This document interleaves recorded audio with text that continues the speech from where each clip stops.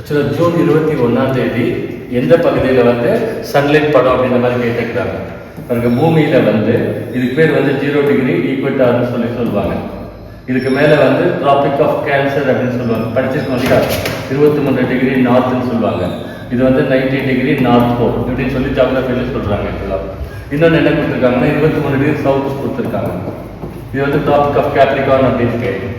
நம்மளுக்கு ஜூன் 21 ஒரு கான்செப்ட் இருக்கு, சம்மர் சால்ஸ்டைஸ் அப்படின்னு பேர். சம்மர் சால்ஸ்டைஸ் அப்படின்னு சொல்லி சொல்றாங்க. அப்படின்னா என்ன அர்த்தம் அப்படின்னா, சூரிய கதிர்கள் வந்து ஜூன் 21 பாருங்க எக்ஸாக்ட்லி எங்க விடும் அப்படின்னு சொன்னா 23 டிகிரி நார்த் மேல விடும். அப்படி விழுந்தா என்ன ஆகும் அப்படின்னா, உலகத்துல வந்து வட அரைப்பாதை நார்த் ஹெமிஸ்பியர்னு சொல்லுவாங்க இல்லையா, இது ஃபுல்லா சன்லைட்ல இருக்கும். ஆப்போசிட் சைட்ல வந்து இந்த பகுதிக்கு பின்னால் இருக்கிறது ஃபுல்லா விண்டரா இருக்கு. ஆக்சுவலா இது கோடை காலம் சொல்லுவாங்க, இது குளிர் காலமா இருக்கு. ஏன்னா சன்லைட் எங்க படுதோ அங்கதான் இருக்கும். அதனால ஆன்சர் என்ன வரணும் அப்படின்னா, சன்லைட் எங்க படும் அப்படின்னா ஒன்னு இந்த இடம், இன்னொன்னு இந்த இடம். ஸோ ஆன்சர் என்ன கொடுத்துருக்காங்க, tropic of Capricorn and Arctic circle. 3 and 4 வந்து ஆன்சர் ஆக்சுவலா. ஸோ இதான் கான்செப்ட் ஆக்சுவலா. தேங்க்யூ.